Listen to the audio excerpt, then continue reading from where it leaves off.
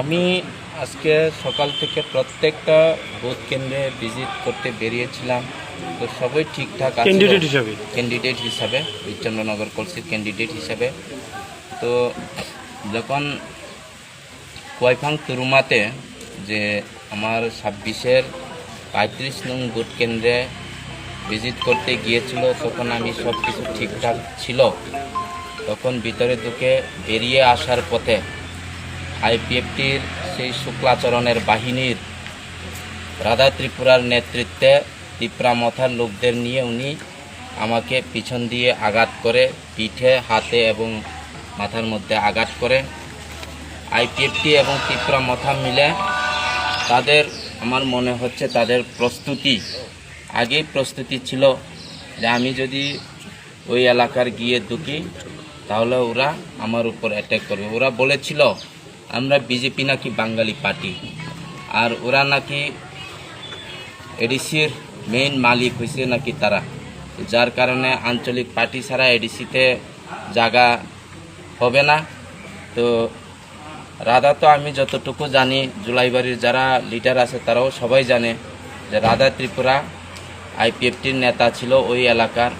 তো প্রথমে রাধা ত্রিপুরাই আমার উপর এসে অ্যাটাক করেছিল এবং ওনার সাথে তিপ্রামথার অনেক লিডাররা ছিল, যার কারণে আমি প্রাণে বেঁচে এসেছি। আমার 3জন পিএসও আছে, ওরা আমাকে প্রাণে বেঁচে নিয়ে এসেছে। কিন্তু আজকে ডক্টরের কাছে দেখানো হয়েছে, ওষুধ দিয়েছে, পিঠে এখনও ব্যথা আছে, হাতের মধ্যেও ব্যথা আছে।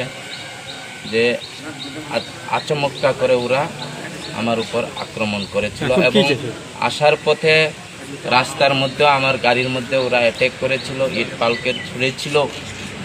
কিন্তু আমার পিছনেও আমার কাছে যতটুকু খবর যে ওরা আমাকে নাকি খুঁজে বেড়াচ্ছে, আমার গাড়ি অ্যাটাক করবে এবং আমার উপর আক্রমণ করবে। এবং অল্প কিছুক্ষণের পরে জানতে পারলাম যে পূর্ব পিলাক এলাকার মধ্যে নাকি যখন আমার ভাইস প্রেসিডেন্ট চেংথই মক, দক্ষিণ জেলার বিজেপির ভাইস প্রেসিডেন্ট চেংথই মক পার্টির ভাইস প্রেসিডেন্ট হিসাবে উনি এডিসির বিভিন্ন এলাকায় যেতে পারে, ঘুরতে পারে। উনি ওনার পার্শ্ববর্তী বুথের মধ্যে খবর নিতে গিয়েছিল।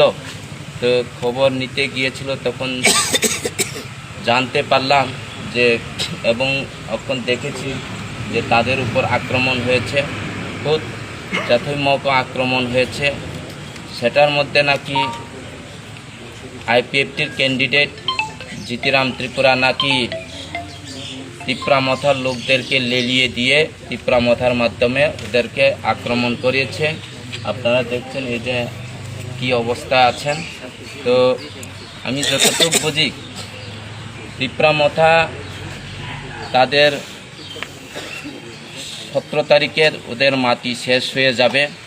আর আইপিএফটি যিনি একা জুলাইবাড়িতে আমাদের বিজেপির বুথে আজকে মন্ত্রিত্বের মধ্যে আছে, বাঙালিদের বুথ নিয়ে এবং জনজাতি বিজেপিদের বুথ নিয়ে উনি মন্ত্রিত্বের মধ্যে আছে।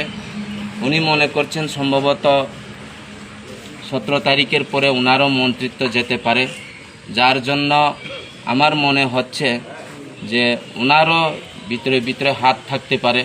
না হলে আইপিএফটির লোক কেন বিজেপির উপর আক্রমণ করে? ধন্যবাদ। এখন থানায় এসেছে মামলা করার জন্য? হ্যাঁ, এখন থানায় এসেছে, মামলা করেছে। আমার কার্যকর্তারাও আছে, আমি খুদ আমার উপর আক্রমণ নিয়ে আমি মামলা করেছি।